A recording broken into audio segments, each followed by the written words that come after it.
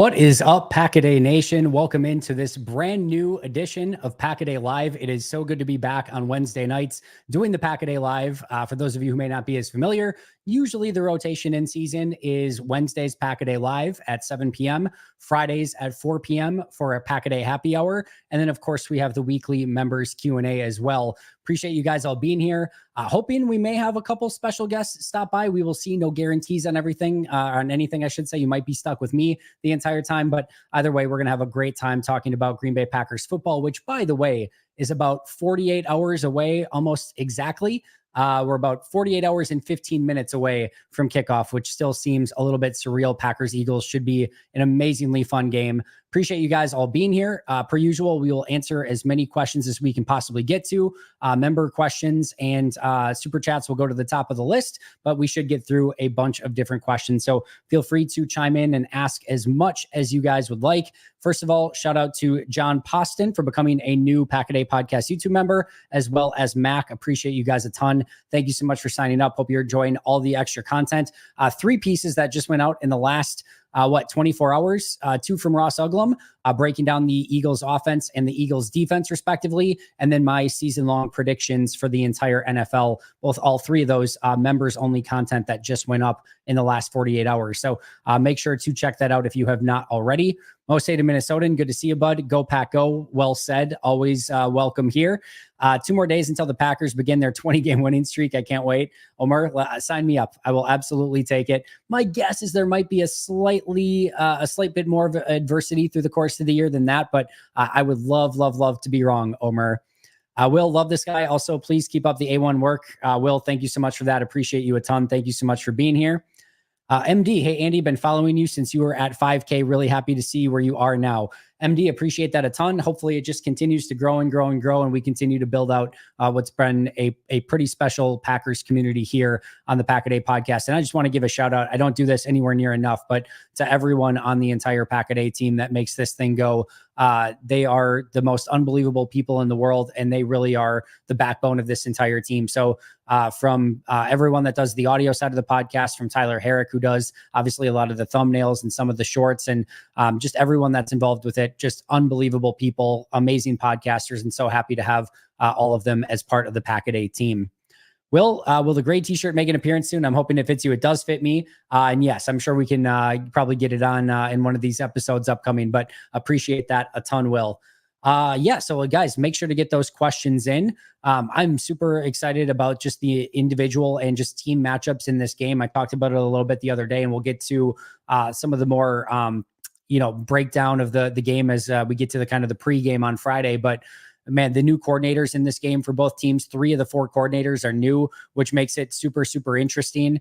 I'm very curious as to how much unscouted looks, both from the Packers defense as well as the Eagles offense and Eagles defense. And then you just have these 2 ships that went, basically past each other, not in the night, in broad daylight last year, where the Eagles were 10-1 and then just completely fell apart. And the Packers were floundering and then completely found their way and really were impressive through the remainder of the end of last season up until they lost to the 49ers in the divisional round. So 2 teams going in very different directions. Does that carry over into this year? Do we see Green Bay's continued rise and Philly's continued demise? Or do we see, things sort of, maybe regress back to the mean for both teams? Either way, super interesting. And then add on top of it that it's in Brazil, neutral site game. All of this is insanely interesting. And week 1 has the ability to be a bit chaotic in and of itself anyway. So all of this should be super, super exciting. And I cannot wait. Can't wait for tomorrow. Ravens Chiefs should be a ton of fun. And then, of course, Friday night, Packers Eagles. Tyler, thank you so much for becoming a new YouTube member. Appreciate that. Honora, Jay, what do you think will be the first play called on offense on Friday?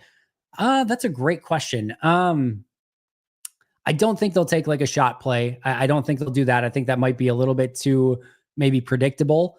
It wouldn't shock me if it was just like the fake handoff where Love fakes the handoff and then immediately gets his head up and rips a middle of the field throw to one of his wide receivers. Now, that has been a play that's had a couple interceptions in camp, so maybe they'll stay away from that, but that has been a play that they have had a ton of success with.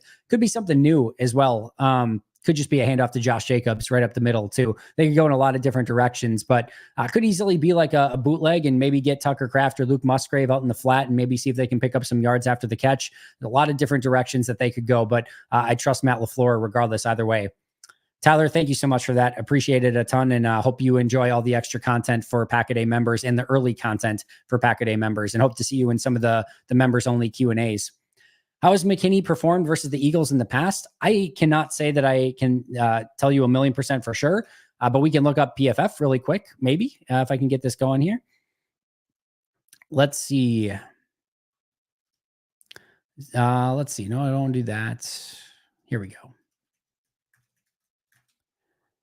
So in 2023 regular season against the Eagles, he had grades of 61.0 in week 16 last year and 95.3. I think he had 2 interceptions in that game, if I remember correctly. Yep, 2 picks, 95.3 grade against them in the final game of the regular season last year. In 2022, he did not play against them. He was injured for a middle part of the season, so both of those weeks were against Philly that he missed. In 2021, had a 92.2 grade in week 12, and then a 59.5 grade in week 16. And then in 2020, did not play against them either. So 2 really, really good games, 2 about average games. So hopefully he gets one of those really, really good games this coming week. Is there any specific mismatch that you are looking for? Also, which mismatch do you think is in the favor for the Packers the most? I will say this. I'm very intrigued with, now I think their new linebacker, Devin White, is a little bit overrated anyway, but I do think with him being out, that linebacker position is something that they can attack a little bit. I also think there is some weakness in the secondary. I'm interested to see just how good is Quinyon Mitchell in week 1. And I think there's going to be some mismatches that they can exploit in the secondary as well. I don't think James Bradbury was probably going to play a ton. He was a little bit more of a depth piece at this point, but he'll also be out in this game. Does Cooper DeJean get some playing time? Are they at times with 2 rookies in the secondary? I think there's going to be a lot of mismatches that Green Bay can find. And then on the opposite side of the ball, there's not much. Like Philly's offense is stacked. I think you're going to look at the interior of that offensive line and say, with Jason Kelce gone, just how good are they going to be on the interior of the offensive line? And then Mekhi Becton is going to be starting. In all likelihood, it's not confirmed 100%, but likely going to be a right guard. He has been a subpar tackle since he has gotten into the league. He is a big mammoth dude. Can maybe Devontae Wyatt beat him with speed on the inside? That would be another one that I'd be a little bit intrigued by, but there's not a lot of holes in that Eagles offense. Jeff Hafley's going to definitely have to go to work on his first day on the job, at least as a, play caller. But I do think there's some mismatches specifically with the interior of the linebackers for Philly, and then maybe some of those mismatches in the secondary that Green Bay can take advantage of as well. Omer agrees. What's your positional battle that you think most affects the outcome? To me, it's our interior offensive line versus their interior defensive line, especially in the run game. That's a really good one, John. And Jalen Carter has the ability to wreck a game at any given moment. I'm interested to see what other kind of pass rushers they put on the inside, if any, if they just kind of go with those guys. Jordan Davis, big mammoth human being. That's going to be another player that's really tough to move in the running game. So I think that's a fair one. And then again, I kind of go back to the interior on the other side of the ball against their new center and against Mekhi Becton at right guard. Can Kenny Clark, Devontae Wyatt, those guys eat on the interior, TJ Slayton, etc., and really make things a lot more difficult for Jalen Hurts? We saw this defense really get after quarterbacks. The Ravens came away super impressed by the Packers defensive line. Can they do that to Philly? We know their offensive tackles are really good, right? Mailata and Lane Johnson. That's going to be a tough day at the office for the edge rushers. So it's going to be paramount that those interior pass rushers, Carl Brooks and Devontae Wyatt especially, really get going and find some ways to win and get Jalen Hurts off of his spot. Not maybe running around, but maybe just off his spot and a little less comfortable as he's going through and playing in this Kellen Moore offense really for the first time. So I'm looking at all of that in this coming game as we sort of kick things off early. Do you think we will see a more of a Joe Barry type of defense this week based on the matchup against Philly, or do you think it will be more aggressive type of scheme? I think you will see Jeff Hafley be aggressive in spots. I don't think he's going to come out and just throw the kitchen sink at Philly. I do think he wants to make Jalen Hurts think, though. Again, he's going through this offense for the first time, may not have that A1 level of comfort in it quite yet. And you want him thinking and having to make those decisions quick. So hopefully he makes some poor decisions and maybe turns over the ball a couple times. I also don't think that Jeff Hafley's just going to come into this game and be like, yeah, we're just going to play a ton of zone and be super passive and hope they make some mistakes. There's no way they play that brand of football. And he also kind of mentioned that a little bit of like, they've got a game plan in place. He's not going to be shy. He's going to go out there and call it. His guys are going to go out and execute it. And he has a lot of faith in the game plan and what the guys can do. So I don't think he is going to be trigger shy. I think he will be aggressive when need be. I think sometimes there's going to be some risk reward that comes with that. And I think Packer fans are going to have to get used to that. You're going to see some more teams get some bigger plays against this Packers defense. Wouldn't surprise me if Devontae Smith and AJ had some big chunk plays. That's okay. I think if the payoff is that and all the other plays, you're going to be a lot more sticky in coverage, that you're going to get more sacks, forced fumbles, interceptions, pressures, etc. I think it is a win that you take overall, but just be prepared. There may be some times where Green Bay gets a little bit more aggressive than they have in the past, and that could lead to some explosive plays for Philadelphia's offense. Do you know if the team is there yet? They should be. I know about maybe 3 hours ago, Tyler said they were 2 hours away, so they should be landed by this point. I've been at my son's soccer practice for the last like hour and a half though, so I haven't had the opportunity to really keep an eye on things that closely. What player are you most looking forward to watching? For me, it's Xavier McKinney.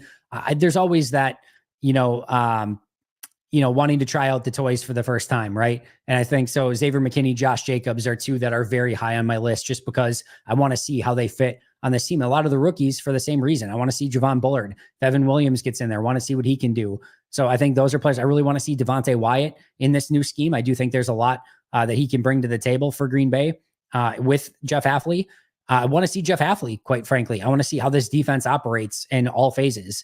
So there's a lot that I will be watching very closely. And then there's no lack of intrigue with Jordan Love, all the weapons on offense. We could go on and on. There's going to be a lot of really fun matchups and players to watch in this game. How many players on our D are watching for new life and a new system? All our line with hand in the dirt now, and corners on islands and new safeties and inside linebackers too. Crazy. Yeah, I think that is what kind of makes this interesting from a defensive standpoint. I do think these defensive ends fit better in this scheme. I think the defensive tackles fit better in this scheme. I think Quay Walker fits a lot better in this scheme. I think Eric Stokes, Carrington Valentine, and Jaire Alexander fit a lot better in this scheme. And I think Xavier McKinney fits perfectly in this scheme. So I do think there's a lot of scheme fits, and I am going to be interested to see if does that carry over. Do we see a new brand of defense? Or, there's a possibility too that, hey, maybe the players just, can't execute what they're being asked to execute. Maybe it wasn't a Joe Barry problem. Maybe it's just that the players aren't as good as we think they are. And there's a world in which that exists too. I don't think that's the case. I don't think that's going to happen, but I think that's what makes it so intriguing. And by the way, we will not know what the verdict is after one game. We just won't. It's like when, Aaron said, well, we've got a defense. No, you just played Mitch Trubisky. And that's all it was. You didn't have a defense. You just got lucky. You played Mitch Trubisky week 1 and you had one good defensive game. So no, you didn't have a defense.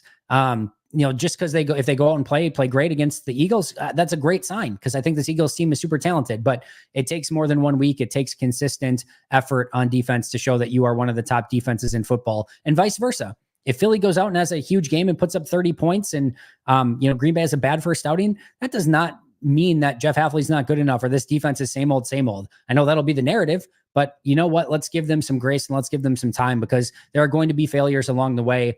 And it's going to take a little bit of massaging and molding until they get to playing really the way that they want to play under this new regime. So either way, let's give them a few seconds and a little bit of grace to kind of figure this out. Miranda, super excited to watch Tucker this year. Watched his most recent interview in the locker room, and he seems locked in. Thanks, Andy, for all you do. Go Pack Go. Miranda, you are more than welcome. And yes, Tucker Kraft is very high on my list of players to potentially watch this upcoming season. So I mentioned in my bold predictions, I think he is the player that I am maybe most excited, or I should say that I think is going to take the biggest jump this upcoming year. So very, very excited about Tucker. Zone run to Jacobs set the tone. Dan, I love the idea. Do you think Tucker Kraft will play with his back problem just added to the injury report? It looked like it was just, that he was limited. So it wouldn't have kept him out of practice, they flew him out there with a potentially bad back. So listen, if you're going to be on a 10-hour flight with a bad back, you are definitely probably in a situation where you're going to play. Otherwise, they probably wouldn't have sent him along. So yes, I do expect him to play at this point. It would shock me if Philly didn't target Nixon Stokes. Hope they're ready for a workout. I think this is not going to be a Philly thing. I think this is going to be the way that teams play Green Bay the vast majority of the year. Do you want to throw at Jaire Alexander? No, probably not. Are you going to need to throw the ball to be successful? Yes, absolutely. So who are you going to target? Eric Stokes and Keyshawn Nixon. Those two are going to have a target on them. Teams are going to go after them early and often. Do I think they're good enough to stand up to it? Yes. Are they going to give up completions? Yeah, they are. And again, I think that's where we have to recognize, like, every team's going to throw for 200 plus yards. So like, how do you want to divvy that up? Like, yeah, some of it's going to be running backs, check downs out of the backfield. Jaire will give up a play here or there. But like, if a team throws for 250, 300 yards in a game, like, there's going to be a good chunk of that that's probably against Keyshawn and Eric Stokes. Like, they got to get it somewhere, right? Like, it's going to happen. So just brace yourself a little bit. But I have a feeling Stokes and Keyshawn are going to be up to the challenge, and hopefully we see the best version of those two this upcoming season. They are going to be a huge piece of what Green Bay can accomplish on defense. If Stokes and Nixon can't live up to that, then you probably need to search for other options. Is that Carrington Valentine? Is that Javon Bullard? And if they can, are you in a really good spot, because you're not going to throw at Jaire. And if Stokes and Nixon are becoming a lot better and not allowing much, it's going to be very, very difficult to throw on Green Bay's defense. How much of a difference will the defense make in this year's results? It's $1 million question, Kevin. I wish I had a great answer to that. I think it's going to be improved. I really do. On my bold predictions, I said I think they end with a top 10 overall defense. It's a prediction at this point. It's not a lead pipe lock. It's not set in stone. It's going to take a lot of effort and time to get there. But I do think they have the ability to be a more intense, physical, attacking, and just exciting defense that's creating and generating more turnovers. So how well they do is going to go a long way in defining the season. But like I said, it's going to be a bit of a journey. I don't expect them to just have a top 5 defense from day one or anything like that. There's going to be some hiccups along the way. So again, give it a little bit of time. It needs to be playing its best ball at the end of the year, not against Philadelphia in week 1. So let's just see what that looks like. Let's give it a little bit of time to mature, and let's see what they're looking like come week 14, 15 and beyond, and hopefully well into the playoffs and maybe even beyond that. You can bet it's Stokes, not Jaire. They throw at, and Nixon is likely the weakest link in the slot. It'll be interesting to see if they adjust and put others in the slot if Nixon struggles. I think this is not a Nixon statement. I just think they're going to mix and match people there a little bit more, which I think is a good thing. I think you will see some Javon Bullard in the slot. I don't think it's going to be dependent upon how Keyshawn Nixon is playing. I just think different matchups will dictate who's playing in that spot. I think there are situations where probably the majority of the time you're seeing Keyshawn Nixon. In some big nickel, you will see Javon Bullard. And I think there's some real opportunities where, hey, if it's 3rd and 16 and Justin Jefferson's in the slot and it's a must-have situation, let's get Eric Stokes and Carrington Valentine on the outside, and let's get Jaire matched up with Justin Jefferson in the slot in that situation in an obvious passing down. So I think you can see a variety of different players in that spot dependent upon the situation. This is not Joe Barry's defense. This is not the same 11 guys in the same 11 spots and the same vanilla defense over and over, no matter what. Obviously, it's a little bit over the top. It wasn't exactly that, but there was a flavor of that. And this is going to be a lot different with Jeff Hafley. He's going to put his players in positions to be successful. And I think they will mix and match that slot a little bit more than maybe we've seen in the past. Lloyd and Kraft will be missed if they don't play. Merriweather likely a call-up. Not sure for Kraft with Swinson gone now. I don't expect Tucker Kraft to miss this game. I think he will play. Not a ton of concern there, at least at this point. We'll see if that changes. And I don't think Lloyd will play, but like you said, I think Merriweather will be a call-up. Even if Lloyd is active, I expect Emmanuel Wilson to be the number 2. And I expect this to primarily be a Josh Jacobs, Emmanuel Wilson 1-2 punch at running back, regardless of whether it's Marshawn Lloyd or Ellis Merriweather that's active. Do you think we could see any 3 safety looks from half? Absolutely. I would be actually pretty shocked if we do not see any 3 safety looks. So yes, I absolutely believe we will see that. Chris, really excited to see how they use Williams and Bullard in the secondary. Appreciate all your work, Andy. Chris, you are more than welcome. And yes, I do think we will see, as we just mentioned, some 3 safety looks. I think we'll see some Williams, McKinney with Bullard in the slot. They also experimented a little bit with, in some obvious passing situations, some real true 3 safeties, meaning it was usually McKinney as the center safety with Williams and Bullard just a step ahead of McKinney, and some legitimate 3 safety in like the backfield looks. And I think you could see a little bit of that as well. I do think Evan Williams will have a role in this game. I expect maybe 16 to 20 snaps at minimum. And I do think they're going to try to get him on the field because he's been so good. I think you're kind of wasting him just sitting him on the bench. I do think you got to find ways to get him in, and I think they will. Indeed, Gary in that defensive end room and Hafley are going to have to be creative. A lot of twists and stunts would be my guess in the right spots, although you don't want to twist and stunt your way out of a lane or a gap and allow Jalen Hurts to get running either. So they're just going to have to be smart about it. But listen, Rashawn Gary and Preston Smith, Enigbari, LVN, those guys can win their matchups too, and they're going to have to. I know Mailata and Lane Johnson are really, really good, but guess what? You got to find yours. You got to find a way to get to the quarterback, disrupt the play. They're going to win some, but you got to win some too. And if they can do that, Green Bay is going to be in a really good spot defensively. Stokes in this run, D going to face the acid test fast this season? I'm not sure exactly what that means, Omar. Educate me. If I'm Matt, I'm banking on our 3 to 6 receivers being much better than the Eagles' 3rd and 4th defensive backs. That sounds good in theory, and there is absolutely a piece of that is legitimately 100 like just true.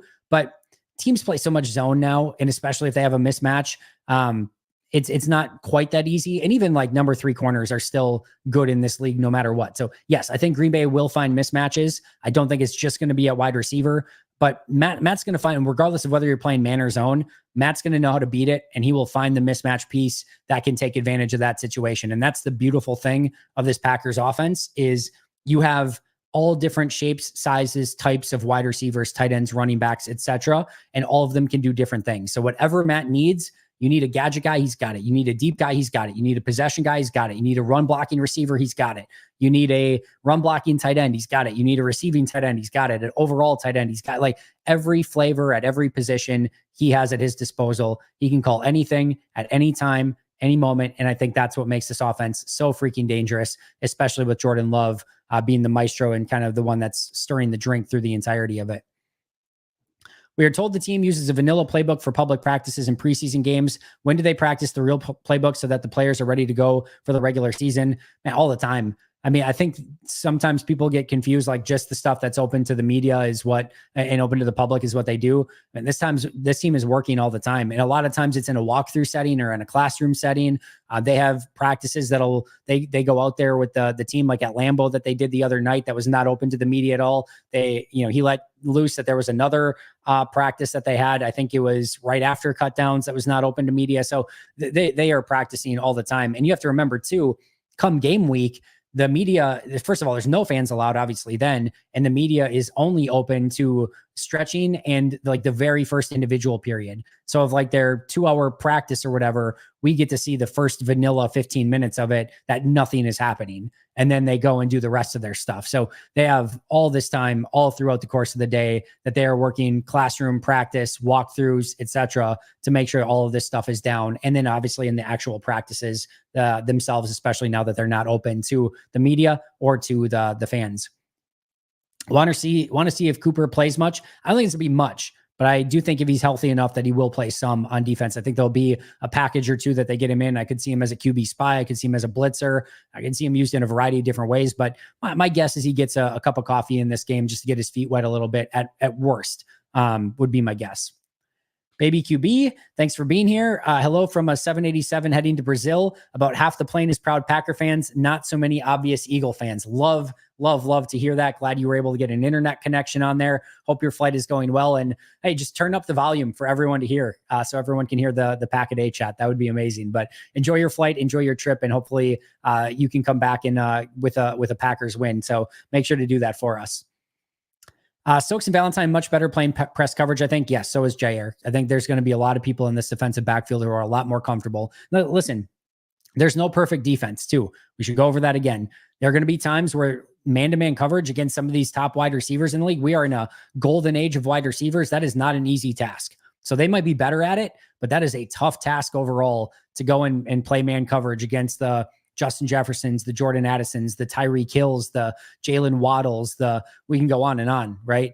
AJ Browns, Devontae Smiths, Jahan Dotson, like they're going to see a murderer's row of receivers this year, and constantly playing man-to-man is a tough, tall task and a tough ask of this team. So we'll see if they are up to it, but I'm excited to see if they can handle it. And I definitely think that they're probably a little bit better at it. Our DBs will play zone or man. They're going to play a little bit of everything, Fernando. You can't just do one thing in this league anymore. I don't care how good you are at man. I don't care how good you are at zone. Every coach knows how to, draw up zone beaters and man beaters. You've got to be unpredictable. You have to be able to play multiple different schemes and coverages. You can't just do one thing over and over. We are past those days. Every offense is a bit too good for that in the modern NFL.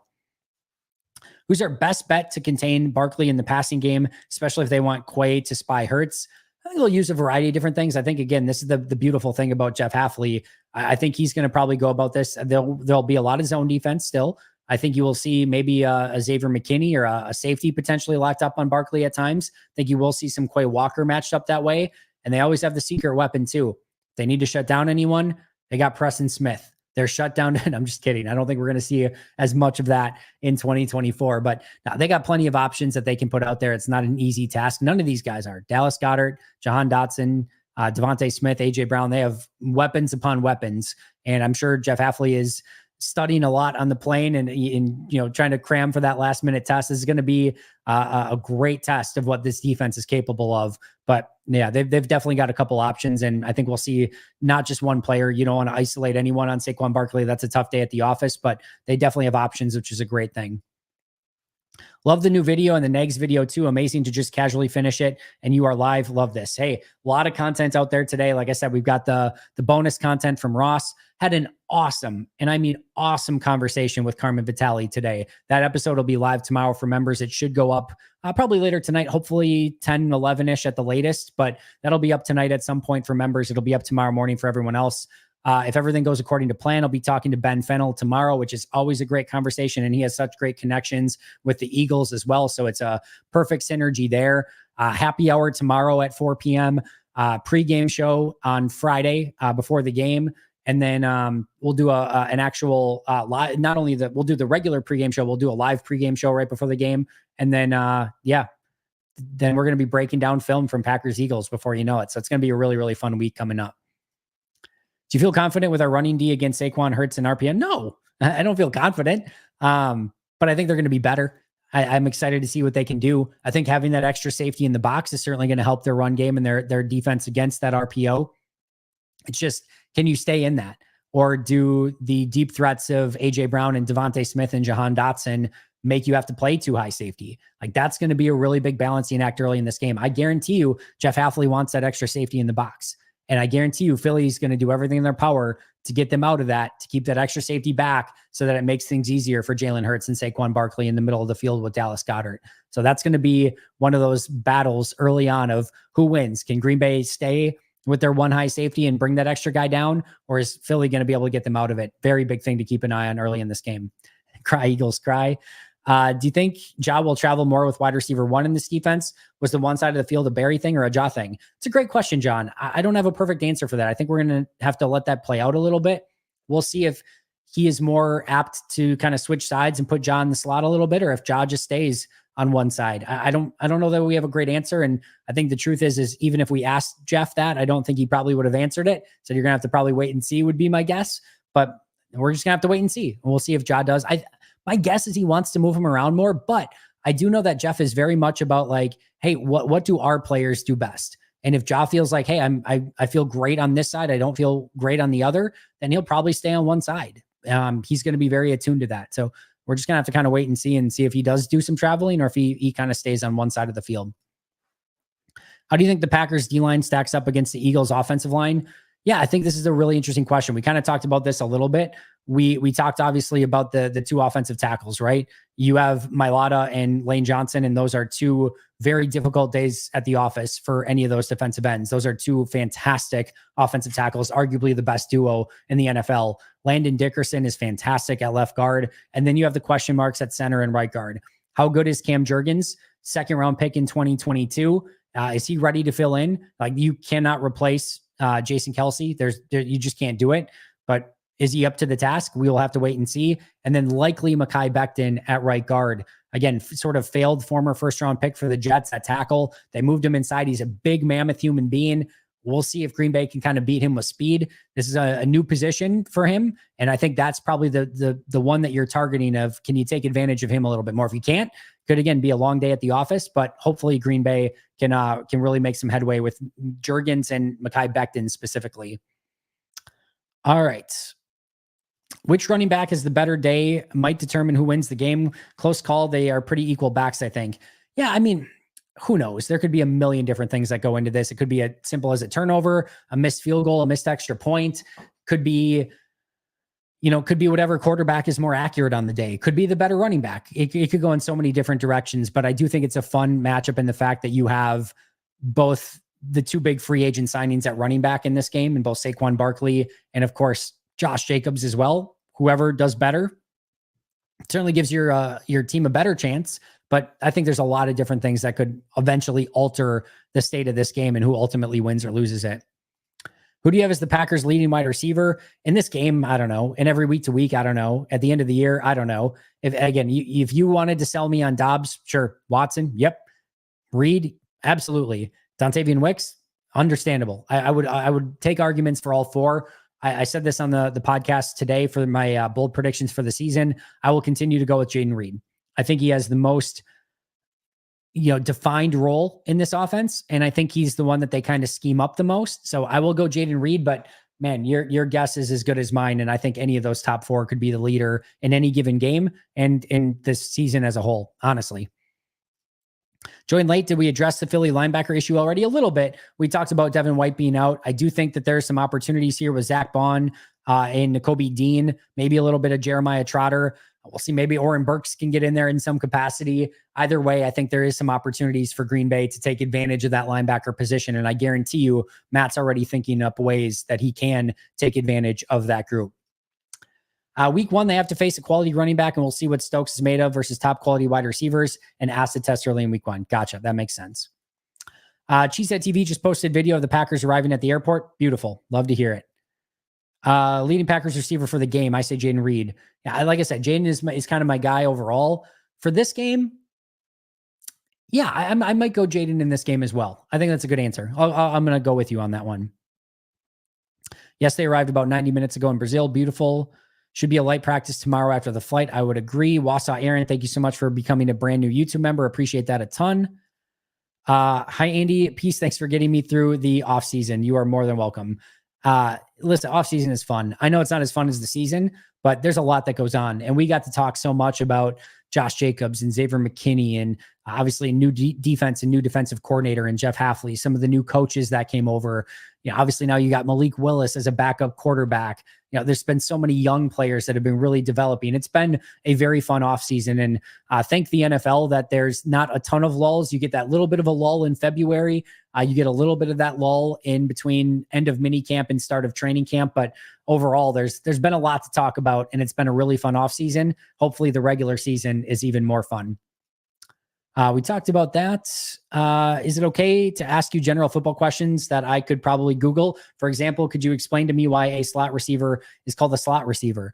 I'm assuming it's because he's kind of in the slot. I don't know. I've never really looked it up to know why they call it a slot receiver. I think it's just because they're in like the slot between the offensive line and the other wide receiver. That'd be my guess, but I've never looked it up.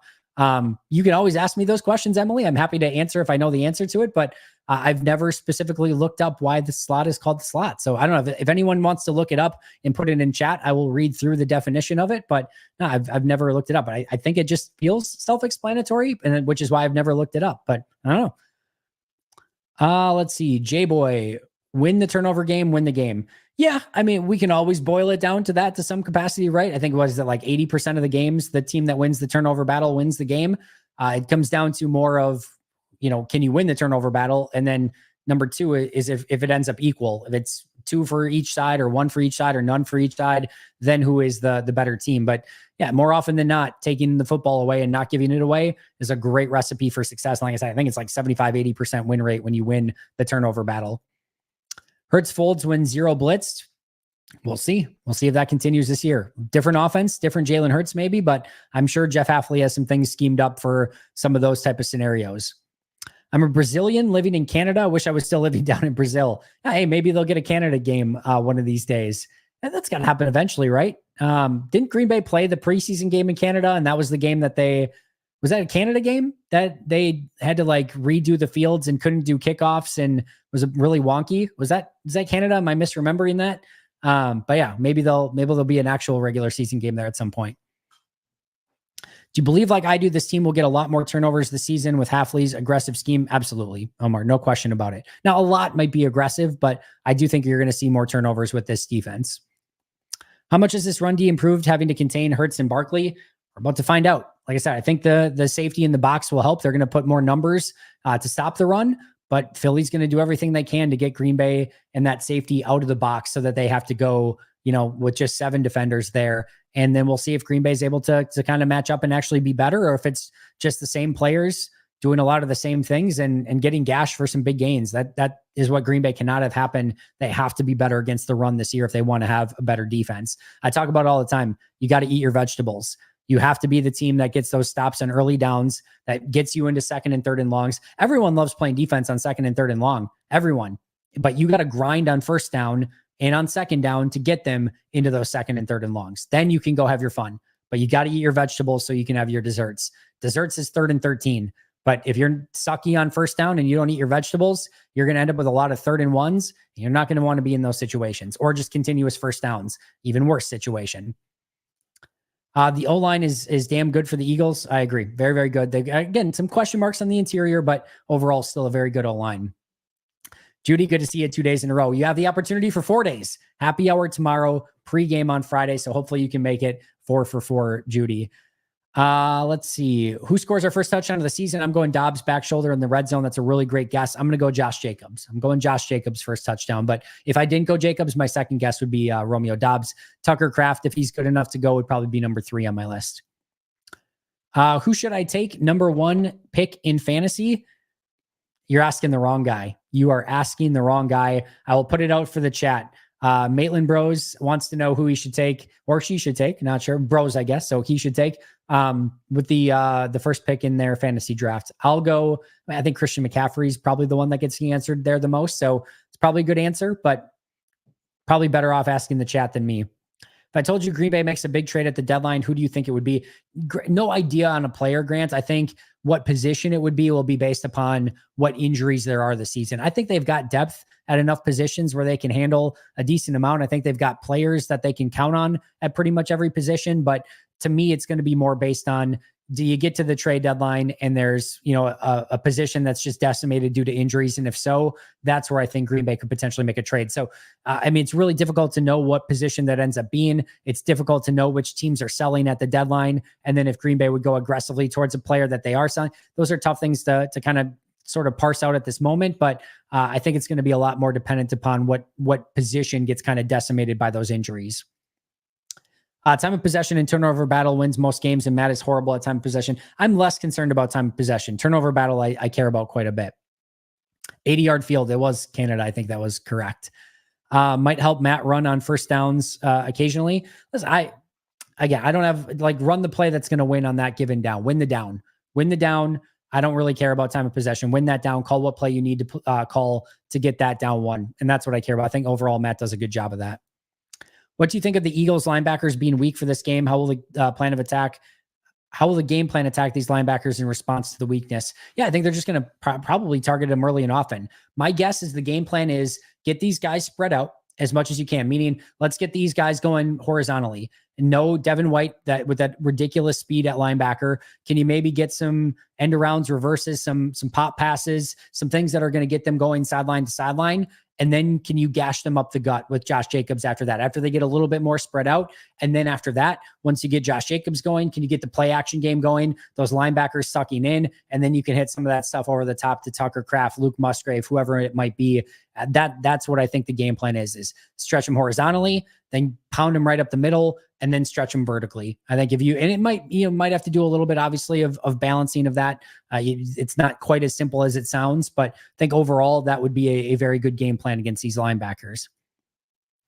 Turnovers for the Packers D plus 2.5. You taking the over or under? I'll probably take under. 3 turnovers is a lot, but I do think they get 2 turnovers in this game. Second full off season with you daily. You've totally changed my morning routine, knowledge base, and excitement for the start of the seasons. So appreciate you and yours. Dan, that's awesome to hear. I know it may not sound like much for the record.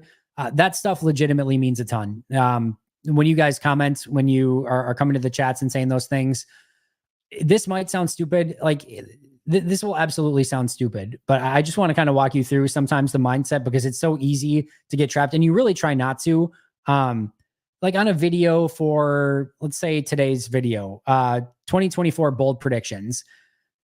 On this episode, there are 441 either thumbs up or thumbs down. 431 of them are likes. 10 of them are dislikes. For whatever reason, it's just human nature. There can be 431 people that are liking the videos, over 7,500 people that already showed up to watch that video. But the thing that sticks with you for whatever reason, and I'm a pretty positive person, those 10 dislikes, it just, every single day there's somebody that is coming out here to specifically dislike your video, or the comment that's upset about something that sticks with you for whatever reason, like tenfold to what a positive comment does. But I just want to say to you guys, like, it means a ton. Those comments go an insanely long way. And I'm not saying that of like, give me more praise. I'm just saying, like, if you do follow other Packers podcasters, if you do follow, whatever it is, maybe you're a video game enthusiast and you're on Twitch, or you're following other people that you care about and that you go out to every day, it may not seem like a ton. I probably give them those comments. It means a lot more than you will probably ever know, because the loud minority will get to people a lot more than the people that are kind of giving those compliments. But when you see it balanced out like that, and you see comments like this, I can't tell you how much that really truly means. So if there are other people that mean that to you, definitely let them know, because you never know that when they might be having that day when they got 3 crappy comments from, I mean, sometimes maybe it's legitimate, negative feedback that, things I need to improve on. And I look at that sincerely.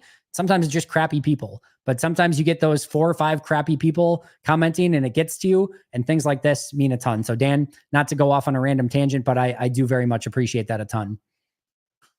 Who's getting the Packers' first interception of the season? Let's see. Do I want to go with someone interesting? You know what? I'm going to say Evan Williams. Even in limited amount of snaps, that dude just has a nose for the football. I'm going to say that it's Evan Williams. He gets the first interception of the season, because when is he going to be in, right? He's probably going to be in on some of those more obvious passing downs. I'm going to go Evan Williams. Ty Hopper or Rasul Douglas, if you could undo that trade right now, would you? I don't look at it as much as Tyron Hopper for Rasul Douglas. They had the opportunity for a 3rd round pick and they didn't know what they were going to get at the time. I don't also like, I don't want to sound like a coach speak here of like, I don't want to deal in hypotheticals. You know me, I love dealing in hypotheticals. I thought that Green Bay made a very smart trade at the time. When they made the trade, when they moved on from Rasul, listen, we all love Rasul, but you looked at the timeline at that time, Green Bay was struggling. They were losing their division games. They looked like they did not have a chance at the playoffs. Jordan wasn't playing well yet. And you had the opportunity to get a top 100 pick out of it. I know they gave up a 5th round or 2, but it did not seem like they were going to make that run to the end of the year. And they were at a point in time where Rasul on his contract was only set through this year. Now, again, benefit of hindsight, knowing where this team is at now, would you maybe love Rasul on this team, especially in Jeff Hafley's defense where he seems to be a perfect fit? Yeah, probably. And was the contract super exorbitant? No, it wasn't. But what you looked at the time, the team was not trending in the right direction. You were able to pick up a top 100 draft pick. You were able to get off of his salary, which you could use towards younger players moving forward. And you were able to get an additional look at Carrington Valentine for the remainder of the year, a young 7th rounder who they felt needed to play to really gain that experience. And I thought that was really valuable for Carrington. And they also knew that Stokes was coming back. Now, they didn't know he was going to get hurt like 2 more times, but that he was going to need playing time to get back. And they needed to see if they could get the return on investment from their 1st round pick from a few years ago. If Rasul was playing, it was going to be Jaire and Rasul, and there were no outside snaps available for either Eric Stokes or Carrington Valentine, who really, in a season where you were looking for youth and development, those guys needed to play. And you needed to see what you had there. So I loved the trade at the time. I thought it was the right move. And regardless of how we look at it now, Goody did not have the benefit of hindsight when he made that trade. And I agreed with everything that he was thinking at that time. If you're asking me specifically, Rasul Douglas or Tyron Hopper, yeah, for right now, I'm going to take Rasul Douglas. But it's a lot more complicated than that. And when the trade was made, I was super appreciative of it. Emily, thanks, Andy. Figured I was thinking too hard about it. I don't know for sure, but yeah, I think that is my guess as to why it's called the slot. Again, I just have never really looked it up. Anders Carlson, 1st overall. Tyreek Hill or Christian McCaffrey, 1st overall. Does Jacob score a touchdown on one of his first 4 receptions, or does he set the all-time NFL record for most receptions without a touchdown? I didn't realize that was the thing. I knew he has gone a long time without a receiving touchdown. I didn't realize he was close to the record. So yeah, I'll say he probably breaks the record. The odds that one of his first 4 catches go for a touchdown are probably slim, but would be cool for him if he probably didn't have that record. So we'll see. What do you think is our weakest position group? I'll probably say linebacker. And I think there's a lot of potential solutions there. I think it very well could be where it ends up being a strength long-term. I'm excited to see Edgerrin Cooper. I want to see more Tyron Hopper. I think Eric Wilson and Isaiah McDuffie have both looked really good in camp. I think Quay Walker looks like he's taken a step, but until I see the results there, that's to me, the biggest question mark. So I will go off-ball linebacker. Does Slay travel, or how is he normally used? I think he usually stays on one side, but haven't gone and specifically watched the Eagles tape yet, nor I'm not sure if I'm going to, because this is going to be an entirely new defense, but I'd have to go and look at it a little bit closer. I'm not sure I know the answer to that, Renee. My apologies. With how versatile our offensive weapons are, do you think we'll play more up-tempo this year to control the defensive substitution, especially if Matt LaFleur is more comfortable with Love at the line of scrimmage? I think you will see a little bit of both. I think you will see a little bit more reserved at times. I think you will see this team go up tempo. I think up tempo might be if they get a position group against them that they feel very advantageous against. They may go in that direction, but I think Matt's going to kind of want to have that control to start off with, of he can call the play, he can get everyone set up, he can get the right players on the field for the right play call. My guess is it's not up tempo to begin with, but I do think they can go to that if need be from time to time. Andy, the people disliking your videos are going to be Packer haters 99% of the time. Very well could be the case. Still doesn't mean that it doesn't affect you in some capacity when you do see it every day. And again, I know logically everything that everyone can say about it, and it doesn't make sense, but trust me, when you're in it every day, it just starts to build a little bit from time to time where you're just like, oh my goodness. I know it's just part of the gig, and it's not like we get a ton of hate here and we don't get a ton of dislikes or anything like that. So we're in a very good space, but it definitely does happen from time to time. Bet you those dislikes are accidental. Fat fingers, impossible to dislike. Could be the case. I appreciate that. Yes, give your content providers love and follow the ones who give it back. Love that. Richard, I see this game as either a shootout or 17-14. What do you think? Been subscribed for 2 years now too. Richard, appreciate that a ton.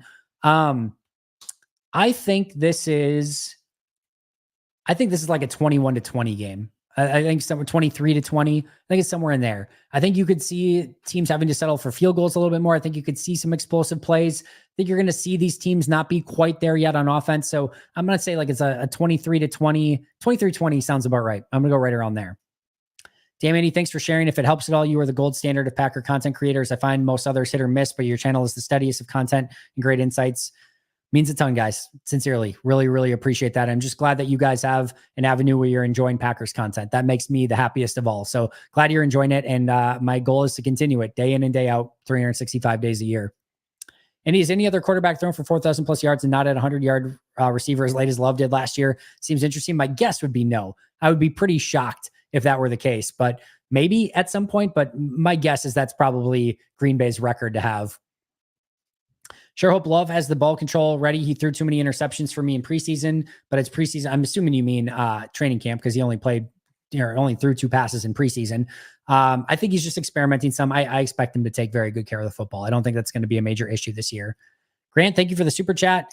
Trump and Biden both praised Green Bay this offseason. All right, whatever that means. At least you're playing both sides. I appreciate that. Does Love have more arm talent than Lamar Jackson? I would probably give a slight edge to Lamar, but listen, Jordan's not wanting for arm talent. He's got plenty of arm talent, and I love his Gumby ability to just throw from every different angle and still generate power from it. So they're both very talented passers. I would give maybe a slight edge to Lamar, but I kind of like the way that Jordan does it a little bit more. Love was 9-1 with no picks and 9-1 record with no interceptions, and should have won the game. They lost in the dying seconds. Jordan's going to be just fine. I have no concerns with him whatsoever. Again, I'll go 23-20 would probably be somewhere in there. I think it could go either way, but I'm going to go Packers. You don't believe in Walker the way I do. I think this is his breakout season and he makes a Pro Bowl in this new scheme. I'm assuming you mean Quay. I believe in Rashid a lot. Quay, I don't not believe in Quay. I just want to see it. I just want to see it is all. I think everything that he needs to be successful in this scheme is there. Just want to see it week in and week out. All right, just a couple more guys, then I got to get out of here. Outside of Love, who are the top 3 players who, if they were injured for, say, 8 weeks, would most jeopardize the season? We went through this, I think, last week. Zach Tom would be very detrimental, Rashawn Gary, and I think Jaire Alexander. I think those would probably be the 3 for me. Jaire, Gary, and Zach Tom would probably, and then Xavier McKinney's probably up there as well. Might be a slow start. It seems we have forgot that this is Jordan's second year. Lots more tape than last year. There's a lot of tape on him in the second half of last year, and teams could not find ways to slow him down. And this offense is, I think, pretty scheme proof. You want to go man, zone, blitz.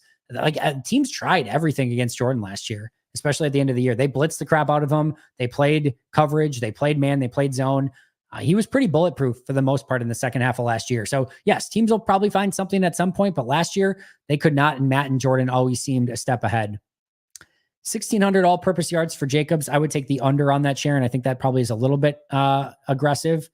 Krista, I will go 23-20 Packers. What's the dinner for Friday night? Probably something simple. I'll do the live show before, so I'll probably go 6 to 7 for the live show, and then I'll probably eat something from like 7 to 7:15 and then just get ready for game time. So I'll probably wolf something quick down from 7 to 7:15, then immediately watch the game, start breaking down tape after, and then do a post-game show. And yeah, hopefully food is the last thing on my mind. So I don't have anything at the moment. I think Matt LaFleur will get his flowers this season. I think he's already getting it, but I hopefully gets like a coach of year consideration. That would be awesome. Well said. Luigi's Pizza, very much actually, not even like joking or just saying it because you're saying it or saying it because they're a sponsor. There's a very strong chance that there is Luigi's Pizza coming up on Friday night. Very, very strong chance. Which flavor is the victory pizza? Man, I'll say this. I had that sausage, pepperoni, sausage, pepperoni, onion, and green and red pepper one from them, and that was freaking awesome. So I am craving that one again. Pack-a-day. Prize Picks code is Pack-a-day. All one word, P-A-C-K-A-D-A-Y.